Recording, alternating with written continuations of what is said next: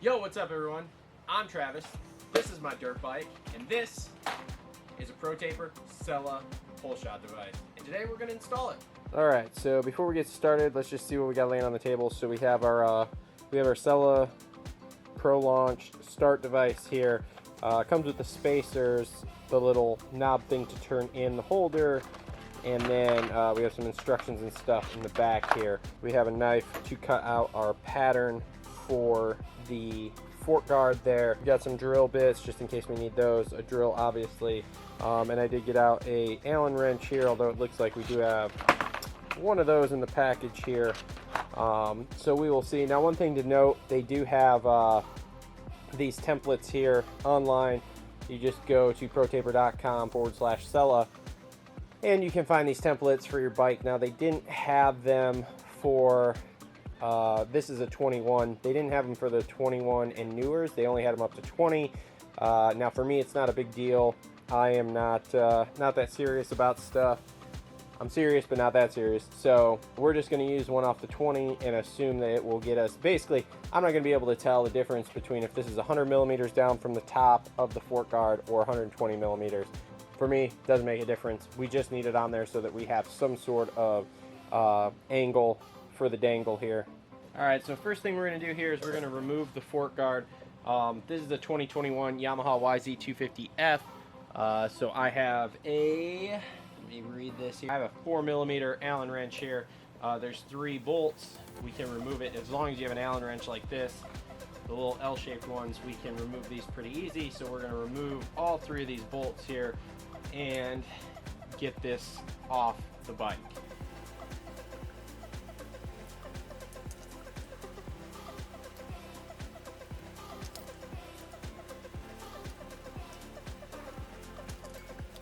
Alright, next thing we are going to do is we are going to cut out the pattern here with our X-Acto knife. So we're going to try to cut this as best we can.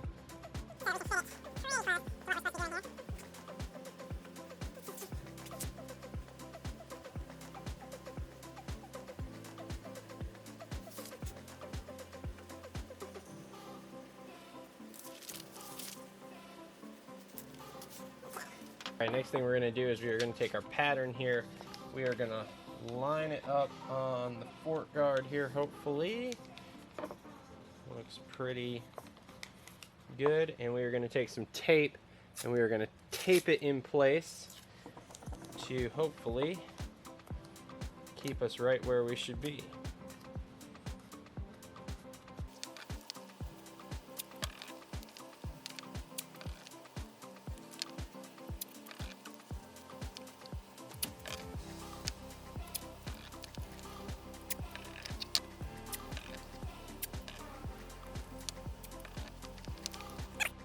Okay, so next thing we're going to do is we're going to take the drill guide here that they supplied and we are going to put it over there, get it all lined up so that everything lines up with it.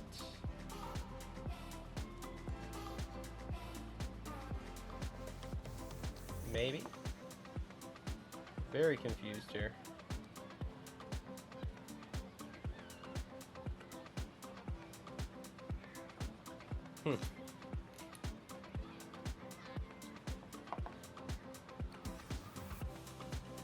Alright, well, you know what? We're just going to line this up at the top there and hopefully everything else will work out. Now we're going to go ahead and tape this down also here.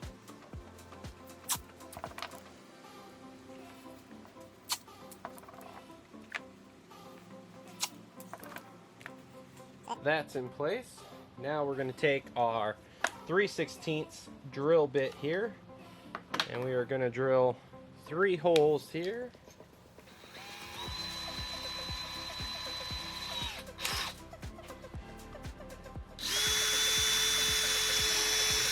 One,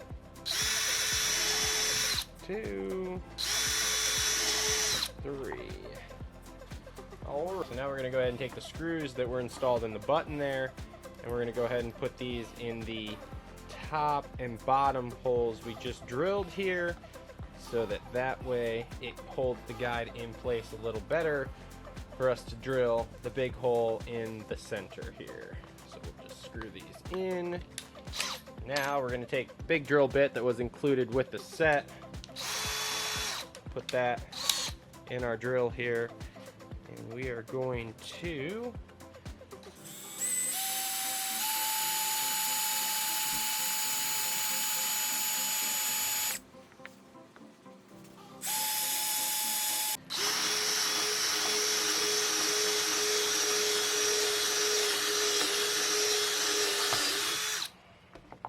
there we go. Now one thing to note, this drill bit is, you got to kind of wobble it around essentially to get it to dig in. It doesn't, it's not the best drill bit ever. So, but we did make it, we got it through. So there we are. Now we have our big hole. So now we can take, I'm going to clean this plastic up and then we'll move on from here. All right, so next up we're going to remove the guide plate here. So we'll pull these screws back out that we don't need anymore. And then do not lose these screws because we need them for the button. Then we'll start pulling tape. We'll pull the guide plate back off here, save that, and we can now pull the tape and pull the cut sheet or the guide sheet off here.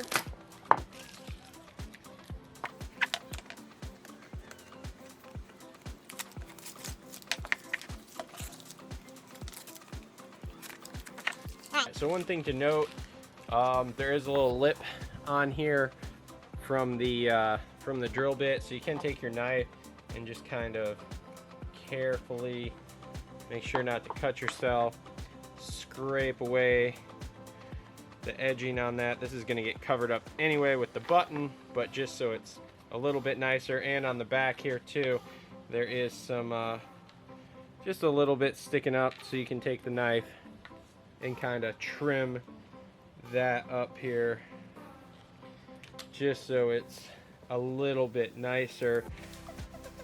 Now one thing we got to do here is we need to connect this hole that is right below the big hole to the big hole. So what we're actually going to do is we're going to take our knife. Now you can use a set of cutters here, and we're just going to cut both edges there so that it is now, as you can see here, one big happy hole there.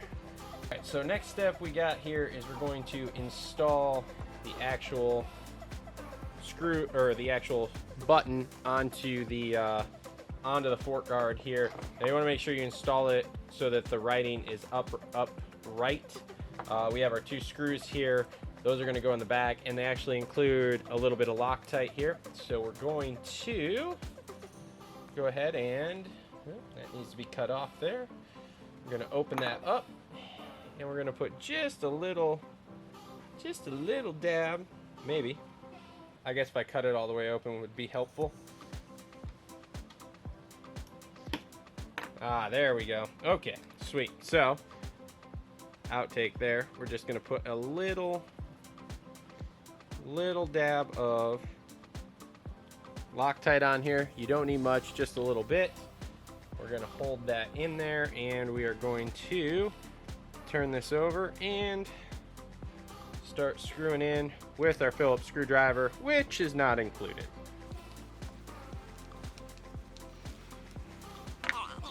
Now make sure you keep the spacers in there, because otherwise what will happen is this could potentially pull through your plastic, and that's not going to be good, because you're either going to have a $160 start device laying on the track somewhere that you won't find, plus you're going to have to replace your fork guard. So all in all, it's not a good deal for anyone.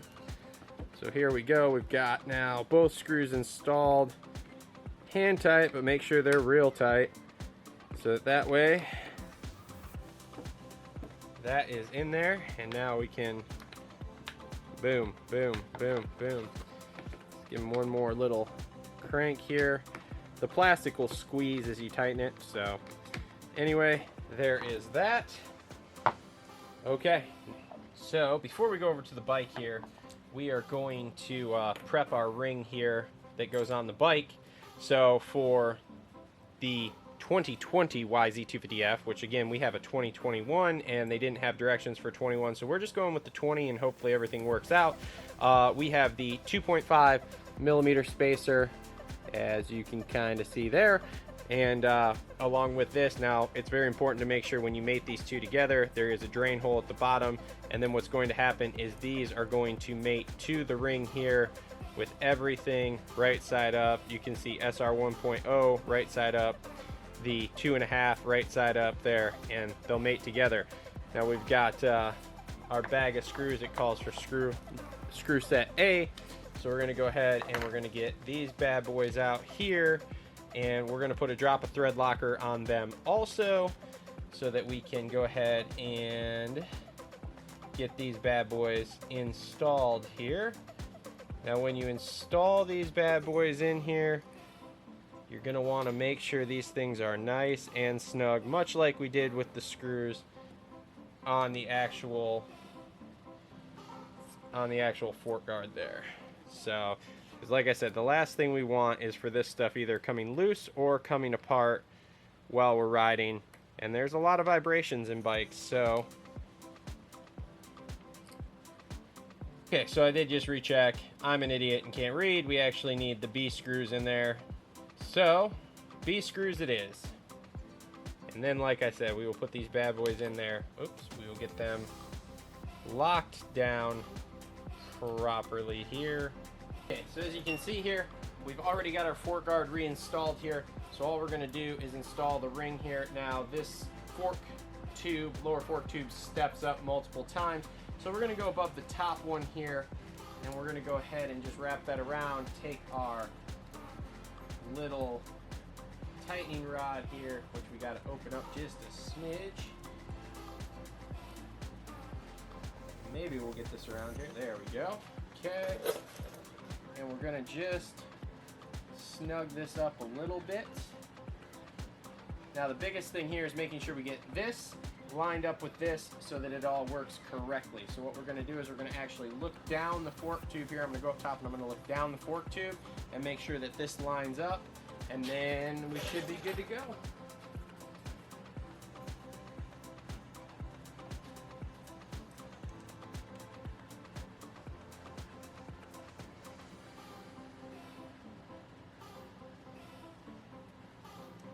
Okay, so that to me looks like it's lined up, so we will get this tightened up.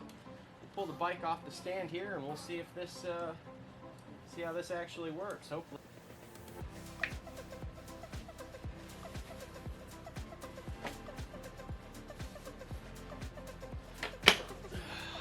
There we go, locked in.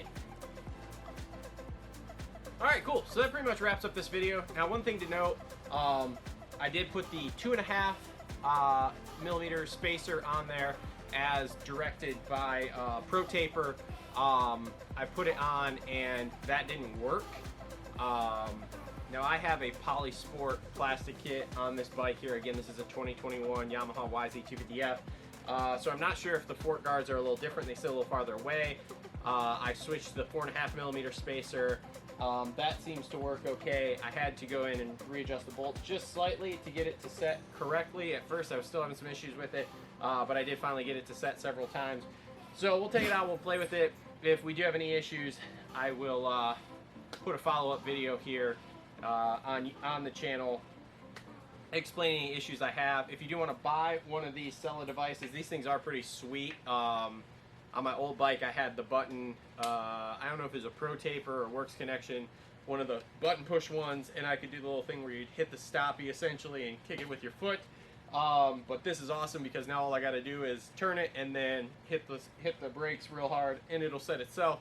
So that makes my life a lot easier. So anyway, like I said, link in the description down below to go ahead and buy one of these off Amazon.